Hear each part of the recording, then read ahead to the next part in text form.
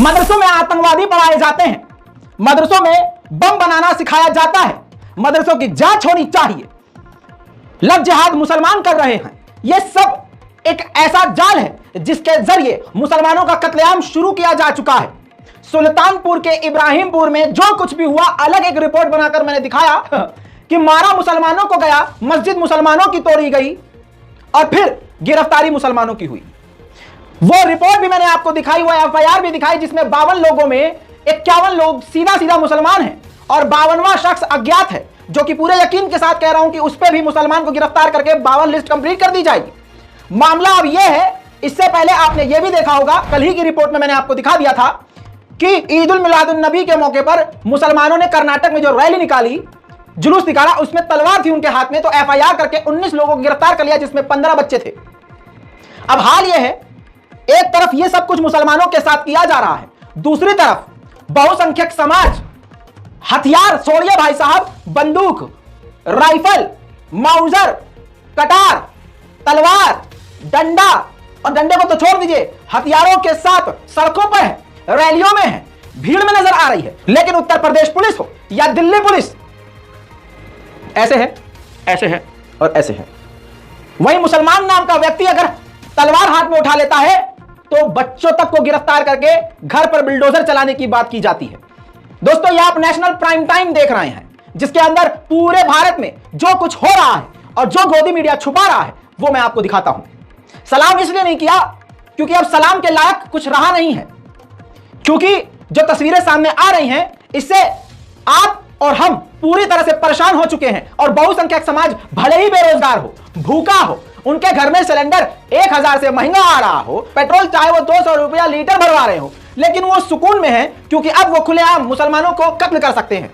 ऐसी ही एक तस्वीर बीजेपी के निष्कासित मंत्री के द्वारा सामने आई है। आपकी स्क्रीन पर देखिए, ये कौन सी भीड़ है भाई, हाथों में राइफल देखिए, हर शख्स के पास हथियार है, हर शख्स के पास।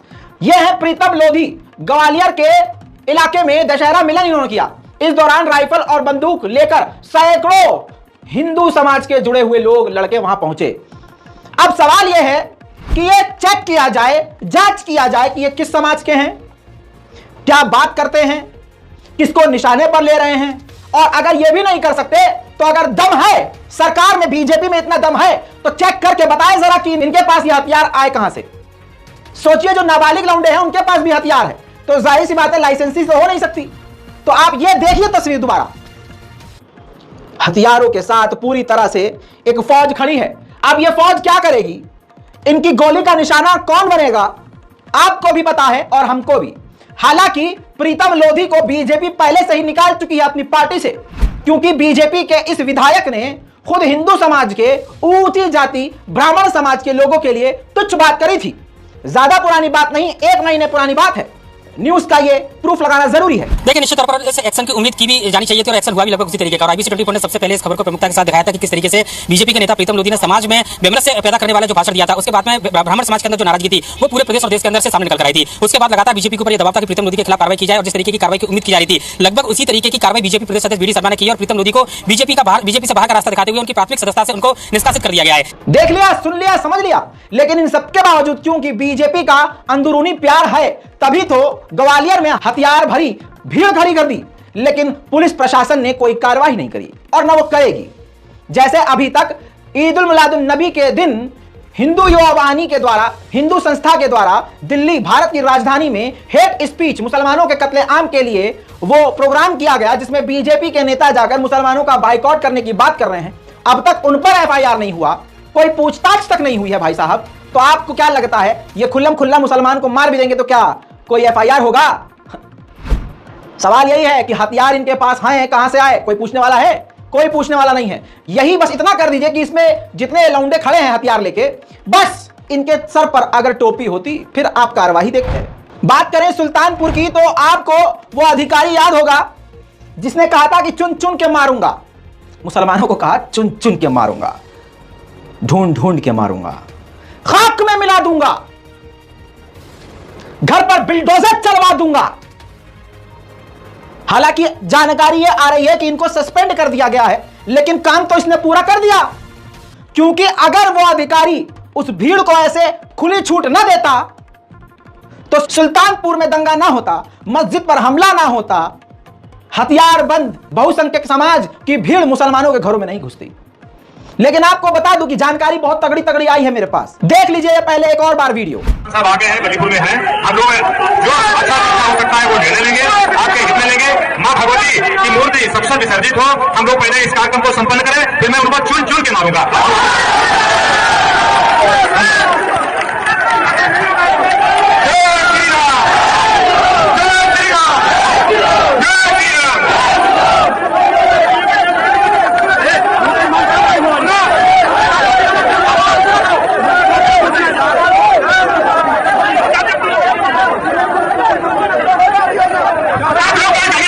सुना? इसी के बाद सब कुछ हुआ। अब बहुत तगड़ी तगड़ी जानकारी आ रही है भाई साहब हमारे पास। ये पहली तस्वीर देखिए, कपड़ों से पहचाने जाते हैं, मोदी जी पहले बोल चुके हैं। महादेव और त्रिशूल का लोगो टी शर्ट पे लगा हुआ है और पहाड़ जैसे पेड़ के किनारे पर बेल्ट के अंदर एक बंदूक खुजी हुई है। उसके पीछे अगर आप एक लौंडे को देखें जिसका हाथ पूरा नहीं दिख रहा है, लेकिन उसके हाथ में राइफल नजर आ रही है। यह वो तस्वीर है और उस दिन की तस्वीर है जिस दिन यह घटना हुई, उससे एक दिन पहले। तो यानी पूरी प्लानिंग और साजिश के तहत हुआ। अब दूसरी तस्वीर आपकी स्क्रीन पर यह देखो, इस बच्चे की उम्र क्या होगी आप समझ सकते हैं। हाथ में तलवार देखिए, पीछे मंदिर देखिए। अब आप समझ जाइए कि प्लानिंग कितनी तगड़ी थी और सोची समझी साजिश थी। अब उस इलाके के मोहम्मद ताहिर खां, जो वर्तमान समय के विधायक बताए जा रहे हैं, उन्होंने बड़ी बात कही है। उन्होंने कहा है कि बहुत सारे सबूत और क्लिपिंग्स उनको मिली है जिसको उन्होंने आला से आला अधिकारियों तक पहुंचाया है। मैं क्या बोलूं, आप खुद ही सुनिए। उसको लेकर आपकी तरफ से क्या एक्शन लिया जा रहा है? देखिए, यह विवाद बहुत ही शर्मनाक है। मैंने सारी क्लिपिंग मैंने डीएम को, एसपी को, एडीएम को, साथ साथ एसडीएम को, एडिशनल एसपी को, सीओ बल्दी राय को मैंने सारी वीडियो भेजी है और सारी वीडियो भेजी और उस वीडियो को अगर वो देखेंगे गहराई से तो उसमें दूध का दूध और पानी का पानी क्लियर हो जाएगा कि कौन उपद्रवी है। जो भी उपद्रव कर रहे थे लोग, वो किसी भी जात धर्म के हो, जिन्होंने गलती की है उसको उसकी सजा मिलनी चाहिए। क्योंकि आज इब्राहिमपुर में बच्चे जो है भूखे हैं, माएँ बहनें तड़प रही हैं, लोग घरों को छोड़ करके भाग गए हैं। और सबसे मेन चीज कि जो थाना अध्यक्ष जिन्होंने असंसदीय भाषा का इस्तेमाल करते हुए जो पारा बाजार में जिस तरीके से भड़काऊ भाषण दिया है, उनके भाषण देने के बाद जिस प्रकार माहौल खराब हुआ है, जिस तरीके से आप देखिए कि धार्मिक स्थल की तोड़फोड़ हुई है, जिस प्रकार आप गौर कीजिए कि घरों को जलाया गया है, जिस प्रकार घरों में लूटपाट हुई है, जिस प्रकार से गाड़ी जलाई गई है, ट्रैक्टर जला गया, दुकानों के ताले तोड़े गए। आखिर ये लोग कौन थे? ये सुनियोजित साजिश थी। हमें तो लगता है कि इसमें थाना अध्यक्ष बाकायदा मिला हुआ है और सच्चाई तो ये है कि थाना अध्यक्ष की लापरवाही का ही नतीजा है कि जो बड़े पैमाने पर, और अभी तक मैं सरकार का ध्यान आकर्षित कराता हूं कि सरकार और डीजीपी महोदय इस मामले को गंभीरता से लेते हुए थाना अध्यक्ष को तत्काल उसको टर्मिनेट करें या उसको सस्पेंड करें और सख्त से सख्त कार्रवाई करें। जो बेगुनाह लोग को मुलजिम बनाया जा रहा है, गांव के गांव खाली हो रहे हैं, उनके बेचारे दिहाड़ी मजदूर हैं और उनको टारगेट बनाया जा रहा है। हमने सारी क्लिपिंग भेजी है और अभी मैं डीजीपी महोदय से मिलूंगा और कल मैं ज्ञापन दूंगा महामहिम राष्ट्रपति जी को और गवर्नर को ज्ञापन दूंगा और मैं मांग करूंगा कि जो भी लोग दोषी हो, वो किसी भी जात धर्म के हो, जिन्होंने इस होली की शांति व्यवस्था को खराब करने की कोशिश की है, उनके ऊपर सख्त से सख्त कार्रवाई हो। और इस मामले को यही नहीं आएगा, इस मामले को हम उत्तर प्रदेश की विधानसभा में माननीय राष्ट्रीय अध्यक्ष जी के अगुवाई में, नेता प्रतिपक्ष की अगुवाई में इस मामले को मजबूती से उठाते हुए और सख्त से सख्त जो भी अधिकारी इसमें संलिप्त होंगे उनके खिलाफ कार्रवाई होगी। रहा सवाल में मांग, दूध का दूध पानी का पानी हो रहा है। वहां के लोकल विधायक का क्या कहना है, लोकल लोगों का क्या कहना है, तस्वीरें सामने आ गई ना, सुन लिया ना। जैसे दिल्ली का दंगा पूरी प्लानिंग के तहत हुआ, लेकिन यह अब एक्सट्रीम हो गया है, हद पार हो गई है। अजी नारेबाजी करते हुए ताले तोड़कर मुसलमानों के घरों को लूटा गया, मुसलमानों की दुकानों को लूटा गया, घरों में घुसा गया। ठीक, आज की ताजा खबर यह आई है कि उस पूरे इलाके को सील किया गया है। ना कोई बाहर से अंदर आ पा रहा है, ना अंदर से बाहर। खासकर जो महिलाएं हैं, मुस्लिम महिलाएं, अब वो सड़कों पे उतरी हैं। वो कह रही हैं कि इससे अच्छा तो हमको गोली मार दो। जुल्म की इंतहा पार कर दी है। सुनिए उनका बयान, मैं अपने मुंह से क्या ही बोलूं, उनकी ज़बानी खुद उनका दर्द समझने की कोशिश कीजिए। हम लोग को गांव से निकलने नहीं दे रहे, हम लोग जैसे निकल रहे हैं पुलिस लाठी चार्ज कर रही है। चारों तरफ से निकले, कहां से निकले, सुल्तान नहीं जा पा रहे हैं, जाने नहीं दे रहे हैं। कैसे आए? वीडियो को भेजिए, हमारे समस्या किससे बताएं? मोदी जहाँ हो हमारे साथ नहीं आ जाएंगे, हमको न्याय चाहिए।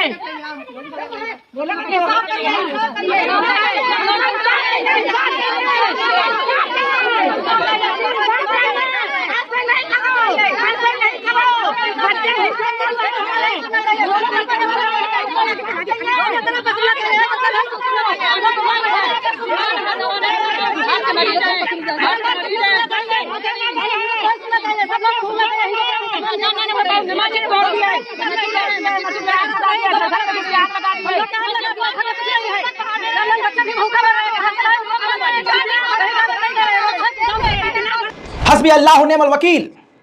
अल्लाह अकबर। यह हाल है, यह हाल हमारा किया जा रहा है, हमें इस तरह से रौंदा जा रहा है। सोच के देखिए हमारे साथ हो क्या रहा है।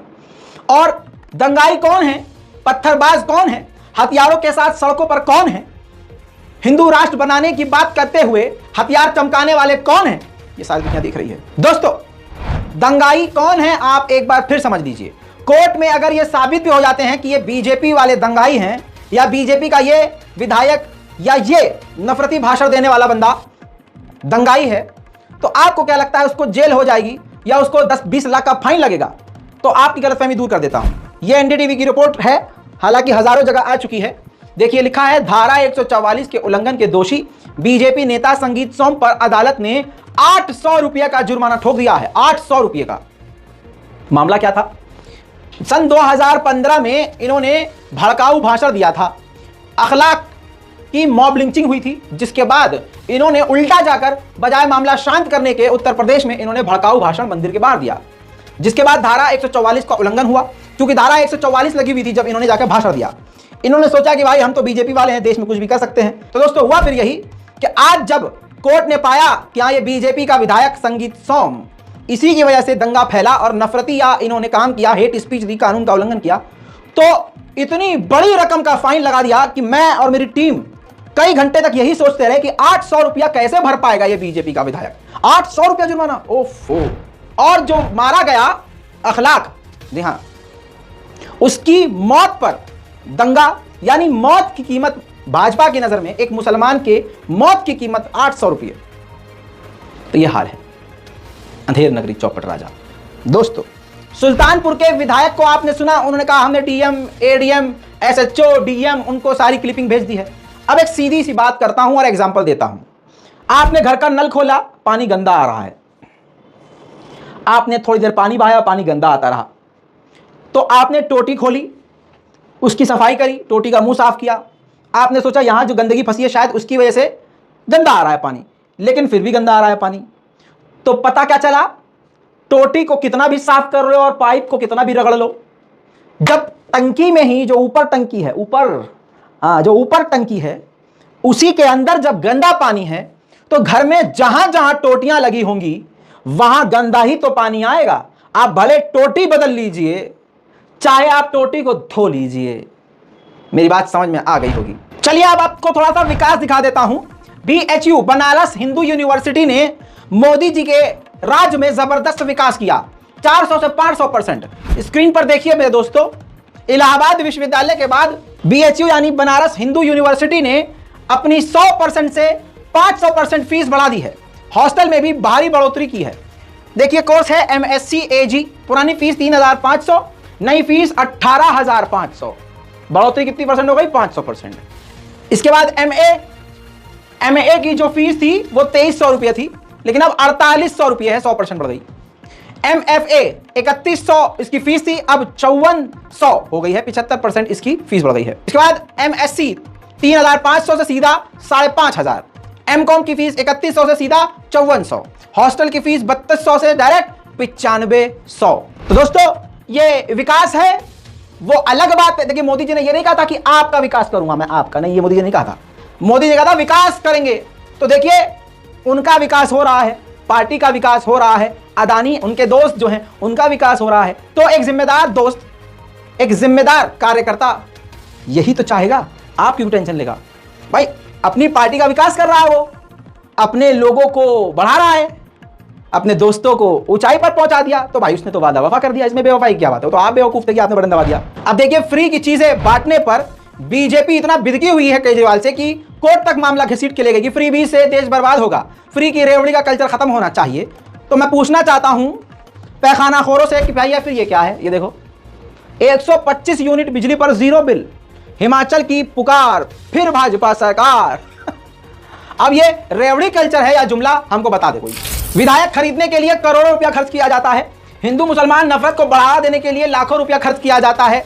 हिंदू इकोसिस्टम नाम से सोशल मीडिया पर दर्जनों प्लेटफॉर्म बने हुए हैं जिससे हिंदू मुसलमान को बढ़ावा दिया जाता है, नफरतिया कामों को बढ़ावा दिया जाता है। बहुसंख्यक समाज के आने वाले भविष्य में कुछ कर जाने वाले बच्चों का भविष्य कुछ इस प्रकार से खराब कराया जाता है कि उनको हिंदू इकोसिस्टम में घुसाकर 2 रुपए का ट्वीट करने पर मजबूर किया जाता है, इमोशनल ब्लैकमेल करके कि देखो हिंदू खतरे में है।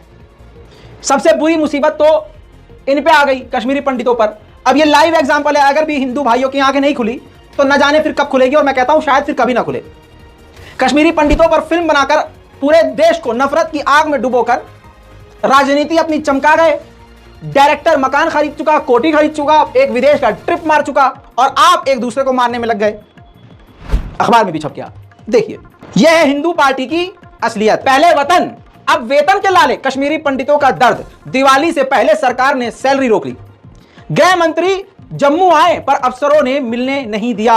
सरकार ने कहा बायोमेट्रिक अटेंडेंस नहीं तो सैलरी भी नहीं। आप समझ रहे हैं? अब वो जो हिंदू इकोसिस्टम है, अरे कश्मीरी पंडित, अब मुंह में उनके क्या चला गया है? क्या चला गया है? बोल क्यों नहीं रहे हैं? मुंह बंद क्यों हो गया है उनका? बोलना चाहिए। अरे कश्मीरी पंडित कश्मीर में बहुत ज्यादा थोड़ी ना है। बीजेपी के पास इतना पैसा है, बांटे 15-15 लाख रुपए कश्मीरी पंडितों के अकाउंट में भेज देने चाहिए भाजपा को। कमाल यह है कि भाजपा की असलियत यह है कि अमित शाह जी ने मुलाकात ही नहीं करी कश्मीरी पंडितों से, अफसरों ने मिलने ही नहीं दिया। अब बहुत सारे लोग मुझे कहते हैं भाई यार तुमने तो पैसा कमा लिया बहुत, तुम्हारा तो भाई एटीट्यूड आ गया, तुम तो यार बहुत अपने आप को तुर्रम खास। खुदा की कसम इतना सा भी गुरूर और घमंड नहीं है। आज भी 15 लाख रुपए मेरे मोदी जी पर आए हुए हैं, लेकिन गुरूर घमंड देख रहे हो? है बिल्कुल नहीं है। मोदी जी कब देंगे पैसा? मैं कभी उनसे नहीं कहता कि मोदी जी मेरे 15 लाख आप कब दोगे, नहीं। देश हित में मैंने सोच लिया कि ठीक है 15 लाख मोदी जी लगाए हैं, कहीं ना कहीं देश में काम आ रहा होगा। तो देखो ऐसा विचार होना चाहिए। वहीं पर वंदे भारत एक्सप्रेस ऊना से चलकर दिल्ली पहुंची, जिसको हरी झंडी मोदी जी ने खुद दिखाई थी। ANI ने वीडियो ट्वीट किया है, ये देखिए। लेकिन आप भाजपा की असलियत और मंशा और नकली राष्ट्रवाद इसी क्लिप से समझ सकते हैं। जो झंडा दिखाया जा रहा है ट्रेन को, वो तिरंगा नहीं भाजपा का झंडा दिखाया जा रहा है। आप क्या समझेंगे राष्ट्रवाद किसे कहते हैं? भाई ये फर्जी राष्ट्रवाद है। इनके दिल और दिमाग में सिर्फ संघवाद है और कोई नहीं। ये भारत के सबसे बड़े गद्दारों में आते हैं। तिरंगे से इतनी नफरत कि तिरंगा वंदे भारत को नहीं दिखाया गया, कमल वाला दिखाया जा रहा है। अब दोस्तों एक और बड़ी खबर, भारत में सरकार ने, मोदी सरकार ने कंपनियों को मना कर दिया है कि 2G, 3G और 4G फोन अब नहीं बनाएंगे आप। देखिए ब्रेकिंग न्यूज है, न्यूज 24 का प्रूफ आपके सामने रख रहा हूं। भारत सरकार के निर्देश हैं 3G, 4G स्मार्टफोन बनाना बंद करें कंपनियां। 10,000 से ज्यादा के सभी फोन में होगी 5G टेक्नोलॉजी। अब आप कहेंगे कि ये तो अच्छी खबर है कि 10,000 से ऊपर कोई फोन लेंगे आप तो 5G मिलेगा आपको। लेकिन एक सवाल करना चाहूंगा, अगर कोई गरीब व्यक्ति है, वैसे तो मोदी जी कहते रिक्शे वालों को, मजदूरों को, हवाई चप्पल वालों को मैं जहाज में बैठने, हाँ भाई मानो मैं चप्पल वालों को जहाज में उड़ता देखा, वो असली विकास होगा। ये 2022 आते आते मोदी जी कहते हैं कि हमने ट्रेनों को ऐसा कर दिया कि अब जो ट्रेन में बैठ गया हमारी वो हवाई यात्रा हो जा। फर्क मुंह पे राम, बगल में करनी कुछ कथनी कुछ, आगे समझ में। अब देखिए सवाल ये है कि 5G 10,000 रुपये से ऊपर का कोई भी फोन लेंगे आप, होगा। जो गरीब व्यक्ति 10,000 का फोन ले ही नहीं सकता, 9,000 का ले सकता है, 8,000 का, 7,000 का, 5,000 का, तो यानी अब उसको 10,000 से कम का जो फोन मिलेगा उसमें नेटवर्क नहीं होगा क्या? या 10,000 से अब एक लिमिट इनडायरेक्टली सरकार ने घोषित कर दिया कि 10,000 से कम का कोई फोन नहीं बेचना। बड़ी बात कह रहा हूं, समझिए इस बात को, खेल समझिए। और अब अडानी कंपनियां, अंबानी कंपनियां हो सकता है इस फील्ड में, स्मार्टफोन बनाने की फील्ड में होते हैं, शायद इसीलिए एक दोस्त ने अपने 2 दोस्तों के लिए फैसला लिया हो। अब दोस्तों लखीमपुर का विकास देखिए, उत्तर प्रदेश का, योगी सरकार का रामराज देखिए। ये देखिए तस्वीर, लखीमपुर में बाढ़ पीड़ितों के लिए जो प्रशासन ने खाना दिया, देखिए मोदी सरकार ने और प्रशासन ने कैसा खिलवाड़, कैसा मजाक उन गरीबों का उड़ाया। जो पूड़ी और सब्जी बांटी उस बाढ़ के दौरान वो सड़ी हुई थी, बदबूदार थी, गांव वालों ने लौटा दिया। तो पूरी खराब होगा, सब्जी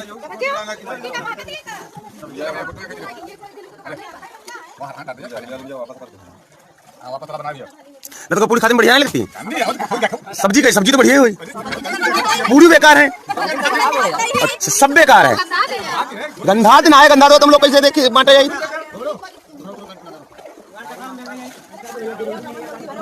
देखा कागज भैया, हाँ?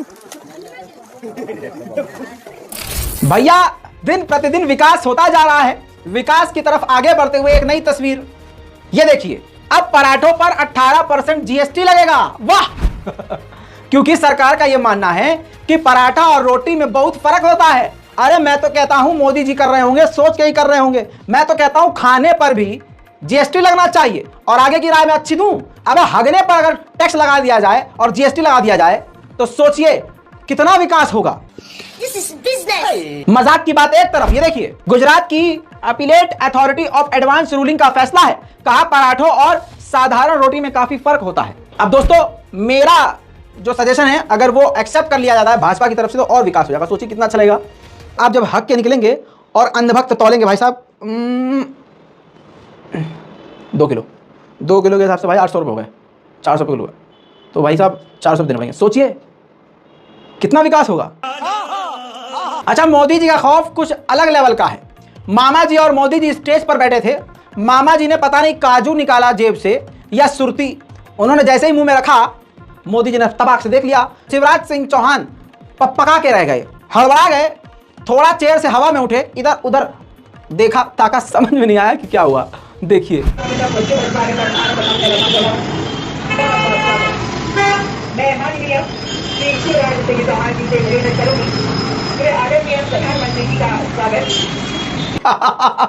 चैनी खैनी चैन से मजा लो।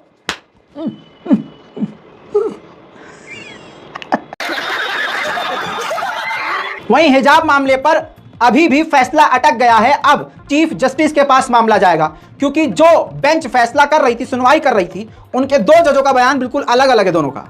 आपकी स्क्रीन पर ये देखिए, जस्टिस सुधांशु धूलिया लिखते हैं, एक छात्र को अपने स्कूल के गेट पर हिजाब उतारने के लिए कहना उसकी गोपनीयता और गरिमा पर हमला है। मैं शुक्रिया अदा करना चाहता हूं जस्टिस सुधांशु धूलिया का कि उन्होंने मुसलमानों के दिल की बात को जरा सा समझा। कर्नाटक हिजाब मामले में सुप्रीम कोर्ट के 2 जजों का अलग अलग फैसला। जस्टिस सुधांशु धूलिया ने कर्नाटक के हाईकोर्ट के फैसले को रद्द करते हुए कहा कि हिजाब पहनना या ना पहनना अपनी मर्जी पर निर्भर है। वहीं जस्टिस हेमंत गुप्ता ने कर्नाटक के हाईकोर्ट के हिजाब बैन वाले फैसले को बरकरार रखा। अब सीजीआई इसका फैसला करेंगे। समझ रहे हैं आप? आगे बढ़ते हैं। अब एक से एक बाबा भी मार्केट में आ रहे हैं, वायरल होने के लिए, फेमस होने के लिए कुछ भी बयान दे रहे हैं। जिस हिंदू धर्म में महिला को देवी के रूप में देखा जाता है और सबसे ज्यादा सम्मान देने की बात कही जाती है, आपकी स्क्रीन पर इस शख्स को देखिए। यह वो व्यक्ति है जिसके विचार आप सुन के कहेंगे कि यह शख्स पाखंडी है। हिंदुत्व के ठेकेदारों का इतना बुरा हाल है, अभी आपको इनकी स्पीच सुनाऊंगा। इनका यह कहना है कि स्त्री का सुंदर होना बुरा नहीं है, लेकिन स्त्री का ज्यादा खूबसूरत होना, ज्यादा सुंदर होना यह दोष है, यानी गलत है, यह एक तरह से बुरी चीज है। समझ रहे हैं आप? और ये कहते हैं अपनी माता का नाम लेकर कि माता सीता का भी अपहरण क्यों हुआ था, क्योंकि वो ज्यादा सुंदर थी। मैं क्या ही कहूं माता सीता के बारे में, लेकिन सोचिए इससे किसी की धार्मिक भावनाएं आहत नहीं होंगी। सुनिए। आपको पता है स्त्री का ज्यादा सुंदर होना गुण नहीं है, स्त्री का जरूरत से ज्यादा सुंदर होना दोष है। हाँ या ना? नहीं समझ में आई? हम समझाते हैं। माता सीता का हरण क्यों हुआ? क्योंकि वह जरूरत से ज्यादा सुंदर थी। द्रौपदी की भरी सभा में साड़ी क्यों खींची गई? क्योंकि द्रौपदी भी जरूरत से ज्यादा सुंदर थी। भाई साहब लिख के ले लो, किसी की धार्मिक भावनाएं आहत नहीं हुई। अरे माँ सीता अगर खूबसूरत थी, सुंदर थी, तो इनको क्या तकलीफ है? और अपने ऐसे बयान में मैया सीता को लाने की क्या जरूरत थी? मैं मुसलमान होने के बाद इस बात को एक्सेप्ट नहीं कर रहा हूं, लेकिन देखिए बहुसंख्यक समाज के धार्मिक भावनाओं को कोई चोट नहीं पहुंची होगी, क्योंकि अगर यही बात कोई मुल्ला कहता तो यूएपीए लग जाता, गोलियां चल जाती, गिरफ्तारी हो जाती, बिल्डोजर घर पे चल जाता। अब पिछले 1 महीने में आपने नेशनल प्राइम टाइम में हमारी हर चीज देख ली। भाजपा के नेता वेश्यावृत्ति में पाए गए, भाजपा के कार्यकर्ता पाकिस्तान के लिए जासूसी करता हुआ पकड़ा गया, वो भी मैं आपको बता चुका हूं। आतंकियों के साथ संबंध, वो भी आपको पता चल चुका है। बलात्कारी भाजपाई निकल रहे हैं, वो भी आपको पता है। अब एक नई चीज, चोर डकैत भी भाजपाई। स्क्रीन पर यह रिपोर्ट जनसत्ता की है। बिहार बीजेपी विधायक प्रतिनिधि के घर पर मिला मिड डे मील का अनाज। मोतिहारी के चिरैया विधायक लाल बाबू गुप्ता के प्रतिनिधि गुड्डू सिंह के घर से मिड डे का चावल मिलने के बाद सियासत तेज हो गई है। गुड्डू सिंह के घर से मिड डे मील का बुधवार 12 अक्टूबर 2022 को 39 बोरा चावल, 39 बोरी चावल बरामद हुआ, जिसे कालाबाजारी में बेचने के लिए रखा गया था। पकड़ी दयाल एसडीपीओ सुनील कुमार ने इस मामले में पताही थाना अध्यक्ष और बीडीओ के प्राथमिकी दर्ज करने का निर्देश दिया है। समझिए, मिड डे मील का बच्चों का जो हक खा जाए और काले बाजार में ब्लैक मार्केटिंग के जरिए अनाज बेच दे, छोटे बच्चों का जो हक खा जाए, वो भाजपा। काला धन भी ऐसा ही था भाई, काला धन वापस आएगा। बल्कि ये खुद सरकार अनाज को चुरा कर इनके नेता काला बाजारी कर रहे हैं। कश्मीर फाइल्स में अपना बेहतरीन किरदार रोल करने वाला अनुपम खेर, जिसकी नफरतिया ट्वीट से आप समझ चुके हैं कि वो भाजपा के लिए एक चाटुकारिता वाला काम कर रहा है। कश्मीरी पंडितों पर इसकी जबान अब वापस पेट में जाकर कहीं और से बाहर निकल गई है। लेकिन आप ये देखिए कि चाटुकारिता करने के लिए जबान गज भर बाहर आ जाती है। यह वीडियो उसने ट्वीट किया, पूरी तरह से भारत की तारीफ करी और मोदी सरकार की तारीफ करते हुए नितिन गडकरी को धन्यवाद अदा कर दिया। मेंशन किया है, कहा कि दिल्ली आगरा का हाईवे बहुत ही बेहतरीन है, वर्ल्ड क्लास का है, अपना Bharat. Thank you Nitin Gadkari ji, your team for your wonderful effort. देश बदल रहा है, देश की सड़कें बदल रही हैं, जय हो। कुल मिलाकर हो सकता है इसकी नई कोई फिल्म आ रही हो जिसकी वजह से इसने इस तरह का खुले में गू खाया दोबारा, लेकिन हकीकत इसकी कुछ और है। आइए इनके मुंह पर तमाचा मारते हैं, उनको गू खिलाते हैं ताजा ताजा। अब गू यह है कि जिस सड़क की तारीफ करके मोदी सरकार को धन्यवाद अदा कर रहे हैं, यह सड़क मायावती जी ने बनाई थी और यह सड़क कोई नई नहीं है, 10 साल से यह सड़क चालू है जिसे मायावती ने बनाया था। है ना कमाल की बात। अब आप सोच के देखिए कि अनुपम खेर अंधभक्ति में इतना विलीन और लीन होकर आगे निकल गए हैं कि इनको जनरल नॉलेज भी नहीं है, जरा सी भी नॉलेज नहीं है। ऊपर का तो सच में साफ है, लेकिन इस टाट के नीचे जो है वो भी सपाट है। चलिए मूड को चेंज करते हैं और जो लौंडे शादीशुदा हैं उसके बावजूद बाहर इधर उधर एक पोर्टेबल कुछ रखे हुए हैं। बीवी आपकी जिंदगी का हार्ड ड्राइव होती है, मेन सिस्टम के अंदर जो हार्ड ड्राइव होता है, और जो बाहर की आप चीज पालते हैं वो पेन ड्राइव की तरह होती है। समझ रहे हैं आप? हाँ, तो आपको बता दें कि जो आपकी हार्ड ड्राइव है उससे जरा सा भी धोखेबाजी करेंगे तो हार्ड ड्राइव ऐसी क्रैश होगी कि सिस्टम ठप हो जाएगा। खैर, जो सिंगल हैं उनके लिए यही कहूंगा कि भाई वीडियो को अब मत देखना, दिल दुखेगा तुम्हारा। लेकिन जो शादीशुदा हैं उनको जरूर कहूंगा कि ये देखिए, स्क्रीन पर देखिए। गाजियाबाद का मामला है। धर्म पत्नी ने करवा चौथ के दिन अपने मियां को उसकी गर्लफ्रेंड के साथ बाजार में शॉपिंग करवाते हुए रंगे हाथ पकड़ लिया। इसके बाद उसकी खूबसूरत गर्लफ्रेंड को, उसके पति की गर्लफ्रेंड को उसने चुड़ैल बना दिया मार मार के, और अपने मियां को भी मारा। पूरे बाजार में बवाल खड़ा हो गया।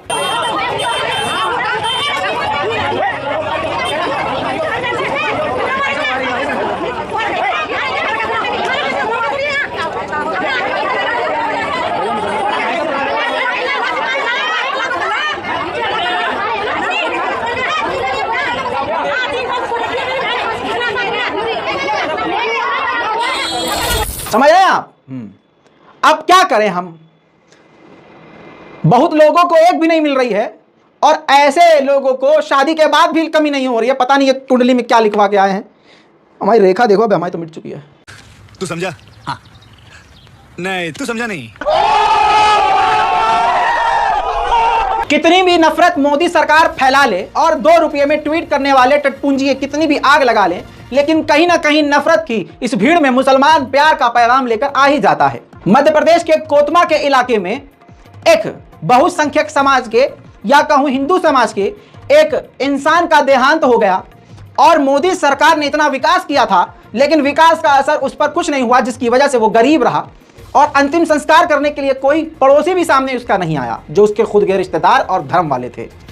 आखिरकार इलाके के मुसलमान लोग निकलकर सामने आए और ये देखिए, हिंदू रीति रिवाज के मुताबिक, जी हाँ, उसका अंतिम संस्कार किया। बल्लू भट्ट की मौत हो गई। मुसलमानों ने हिंदू रीति रिवाज के साथ अंतिम संस्कार किया और कमाल की बात यह है कि सर पर टोपी, कंधों पर आरती और राम नाम सत्य की आती आवाज बता रही है यही हिंदुस्तान है।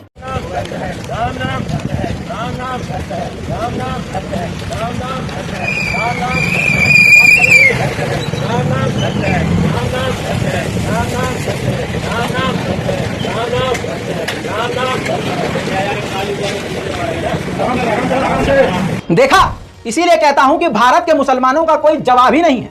पूरी दुनिया में सबसे बेहतरीन मुसलमान भारत के हैं, खुदा की कसम, आजमा के देख लो। लेकिन दोस्तों, हमारे साहिब की बात अलग है। यह तस्वीर देखिए, BJP for India official account से एक फोटो पोस्ट किया गया है। साहिब को फ्रेम में लेकर महाकाल शिव जी को ब्लर मारा गया है। आप समझ रहे हैं? साहिब की फोटो अच्छी आनी चाहिए, जिसके लिए महाकाल को ही ब्लर कर दिया गया है। तो देखिए, इन सब बातों से समझ में आता है कि फर्जी कौन है। इसी बीच दोस्तों, यह भी आपको बताता चलूं कि आम आदमी पार्टी के नेता गोपाल इटालिया, जी हां, इनको महिला आयोग के द्वारा समन किया गया और कहा गया कि आपने आपत्तिजनक बयान दिया है, ये किया वो किया। खैर, इसके बाद इनका प्रेस कॉन्फ्रेंस का एक वीडियो सामने आया है, देखिए। मेरा नाम गोपाल है और मुझे भगवान ने आशीर्वाद दिया है। अब मैं गोपाल हूं और मैं इन कंस की औलाद से डरने वाला नहीं हूं। ये सारी कंस की औलादें अब लगी पड़ी हुई है आम आदमी पार्टी के खिलाफ, पाटीदार समाज के खिलाफ, गोपाल इटालिया के खिलाफ, अरविंद केजरीवाल के खिलाफ। सारे कंस की औलादें एकजुट हो चुकी है। लेकिन हम भी गोपाल है, हम भी ईश्वर की संतान है। इन सारी कंस की औलादों के सामने लड़ेंगे। और पुलिस ने थाने पे ले जाके मेरे से सिर्फ यही कहा कि इन सारी चीजों में क्यों पड़ रहे हो, इतने ताकतवर लोगों से क्यों पंगा ले रहे हो, छोड़ दो ना ये सारी चीजें, इतने परेशान क्यों हो रहे हो। मैंने उनसे रिक्वेस्ट करा कि सर, आपके पास जो भी कानूनी कार्रवाई का आदेश हो कार्रवाई करिए, आप मुझे इस तरीके से समझाइए मत। मेरी लड़ाई जो है वो बेईमानों के सामने है, पाटीदार समाज के दुश्मन जो बीजेपी वाले हैं उनके सामने मेरी लड़ाई है। चाहे जो मर्जी मुझे जेल में डाल दे, फांसी पे लगा दे, गोली मार दे या पूरे देश में मेरे खिलाफ मोर्चा निकाले, मैं ये लड़ाई लड़ता रहूंगा। बहरहाल, इनके सपोर्ट में फिर आपको बताऊं रैलियां निकाली गई गुजरात से लेकर दिल्ली तक में, क्योंकि आप जानते हैं बीजेपी जब जब डरती है पुलिस को आगे करती है। गिरफ्तार किया गया और 3 घंटे बाद छोड़ दिया गया, और जब गिरफ्तार किया गया था तो इस प्रकार से सड़कों पर प्रदर्शन होना शुरू हो गए थे।